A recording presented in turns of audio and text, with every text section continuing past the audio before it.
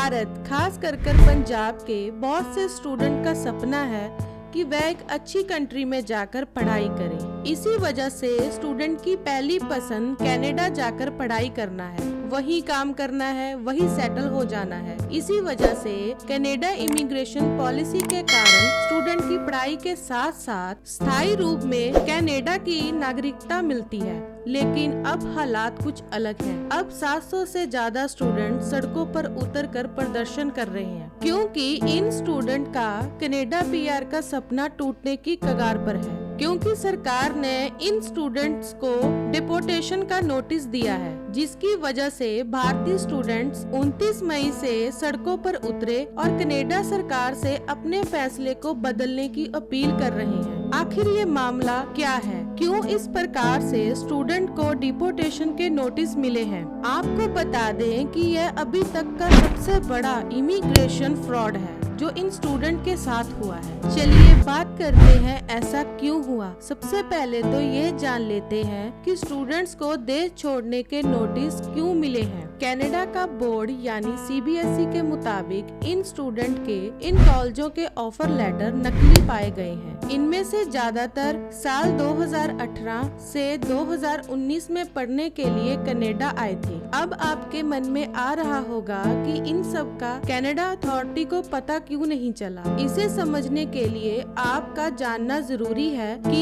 यह offer letter है क्या। दरअसल कनाडा में पढ़ाई करने के लिए आपके पास कनाडा की किसी भी यूनिवर्सिटी का ऑफर लेटर होना जरूरी है और वीजा एप्लीकेशन के साथ इस ऑफर लेटर का लगना लाजमी है और इसी लेटर के आधार पर ही वीजा लगता है। और सीबीएसई का कहना है कि जिस ऑफर लेटर के आधार पर स्टूडेंट्स को वीजा दिया जाता है वह ऑफर लेटर नकली है। अब आप सोच रहे होंगे कि अगर ऑफर लेटर नकली थे तो इन 700 स्टूडेंट्स को वीजा कैसे मिले और इनका पता क्यों नहीं चला। दरअसल इस फ्रॉड का पता भारतीय स्टूडेंट्स को भी नहीं था, क्योंकि जिन कॉलेजेस की एडमिशन से कनाडा आए थे दरअसल उन कॉलेजेस में इन स्टूडेंट्स का दाखला ही नहीं हुआ था, यानी इन स्टूडेंट के साथ भारत में ही फ्रॉड हो चुका था। जांच से पता चला कि इन सब के पीछे एक ही शख्स था, पंजाब के जलंधर के ब्रिजेश मिश्रा, जो मोटी रकम लेके वीजा लगाता था और कनाडा पहुंचकर अगर स्टूडेंट कॉलेज में अपना एडमिशन फॉर्म ना देखकर उसे कंप्लेंट करते थे और वह उनसे बहस करता था और उनका दाखला किसी और कॉलेज में करवा देता था। इसके बावजूद भी स्टूडेंट दूसरे कॉलेजेस में पढ़ाई करते थे और पूरी तरह से लीगल रहते थे। तो अब आप कह सकते हैं कि इसमें इलीगल क्या हुआ,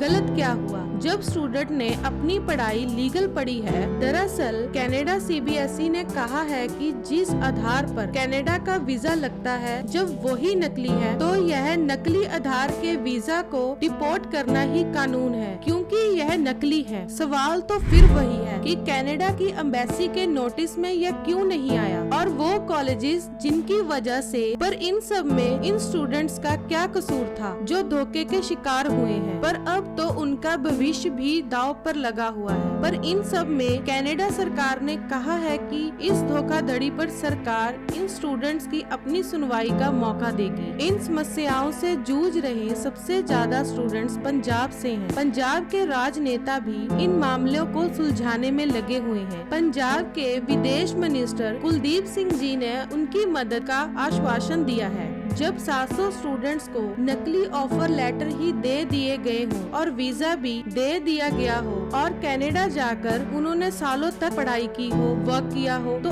अब उनका क्या कसूर है। ऐसी और वीडियो और जानकारी के लिए चैनल को सब्सक्राइब कीजिए।